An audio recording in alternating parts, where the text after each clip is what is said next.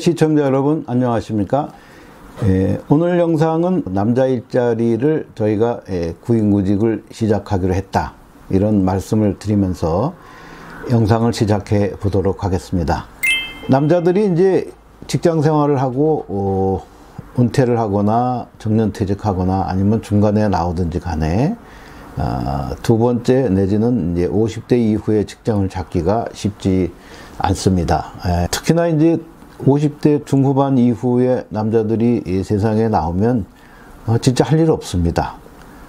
자식들한테 짐이 되기 싫다든가, 아니면 자식들 입장에서는 아이고 아버지 저렇게 있지 말고 어디 가서 뭐라도 했으면 좋겠다, 대놓고 말씀은 못 드리지만 또 그렇게 생각하시는 자식들도 꽤 있기 때문에 그저 떳떳하게 아직 몸이 성하고 내가 사지 멀쩡하게 굴릴 수 있는 것이라면 무엇이라도 하는 것이 옳다고 저는 생각합니다. 지금 이 시점에서 내가 옛날에 뭐 했고 나 때는 말이야 라고 그런 꼰대 같은 생각만 가지고 계셔서는 현재 세상을 맞이하기는 상당히 버겁다, 이런 말씀을 드립니다. 남자 일자리 구인구직의 현실에 대해서 보면 대부분이 용역회사 일자리들입니다. 용역회사가 그만큼 업무적으로 성장했다는 반증도 되지만, 그 회사들 중에서 일정 업무를 이렇게 하청 내지는 용역을 준다는 것은 그쪽에 대해서 신경 쓰기보다는 좀 더 중요하고 전략적인 부분에 집중한다, 이제 그렇게 보면은 그게 이제 순기능으로도 되지만, 실제적으로 그냥 회사가 고용해서 어느 정도 써줘도 될 만한 그런 시점이 있는 분들도 다 용역을 통해서 들어가야 되는 그런 경우도 많습니다. 우리가 매스컴에서 보는 대학교 같은 데 청소하시는 분들 그런 사태도 다 그런 것에 연유합니다.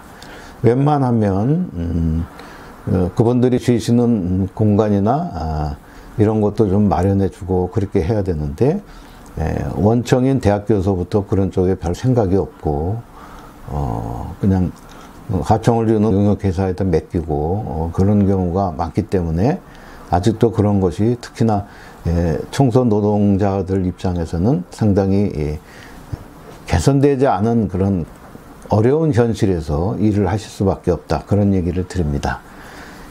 그렇다면 이제 용역업체하고 직업 속에서는 어떤 관계에 있을까요? 본인들이 직접 그 필요한 사람들은 벼룩시장 같은 데 광고 내시고 본인들의 인맥을 통해서 사람을 구하셔서 그냥 채용하시는 것이 일반적입니다. 그러다가 이제 정 안 되거나 어디가 빵꾸가 나거나 그러면 급하게 이제 사람을 찾는 게 직업소개소가 되겠죠.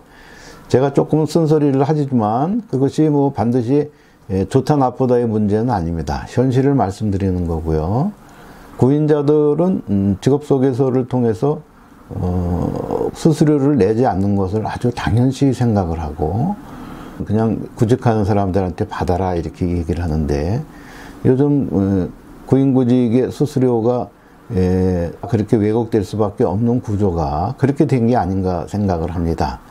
구직자한테는 가능하면 적게 받고 구인자한테 받는 것이 저는 맞다고 생각하고, 그것이 현재 직업소개소의 수수료 문제하고도 아주 일맥상통한다고 봅니다. 하지만 구인자들은 돈 내는 거 매우 인색하죠. 용역업체가 저희 같은 사람한테 문의가 왔을 때는 저는 수수료 내셔야 된다고 얘기를 합니다. 그러면 그런 경우가 어디 있냐고 그러고 그냥 구직자한테 받고 말지 뭐 그렇게 깐깐하게 그냥 이런 얘기 하시는 분도 계시던데, 그런 분들은 본인이 가서 직접 구하시면 됩니다. 어디 다른 소개서 가서 이렇게 간보듯이 하실 필요 없고 그냥 자기들이 하시면 되는 거니까, 그렇지 않더라도 수익을 낼 수 있는 부분들을 만들어가는 소개서도 많다는 점 한번 말씀을 드립니다. 그 다음에 이제 저희가 하고자 하는 남자 일자리 쪽은 서두르지 않겠습니다. 경비나 청소하는 사람들을 위해서 뭐 이렇게 휴게실 같은 게 있지 않습니까? 제가 보는 포인트는 그 휴게실과 인접한 곳에 하다못해 샤워실이나 이런 화장실 같은 것이 붙어 있는지 그런 것들을 저는 꼼꼼하게 따집니다. 저는 급여도 중요하지만 거기에 부대하는 근로 조건도 중요하다고 생각합니다. 저희 직업 속에 특히 남자들 일자리의 주요 포인트는 가능하면 구직자들 편에서 그분들이 원하는 일자리를 마련하는 데 좀 집중하겠습니다.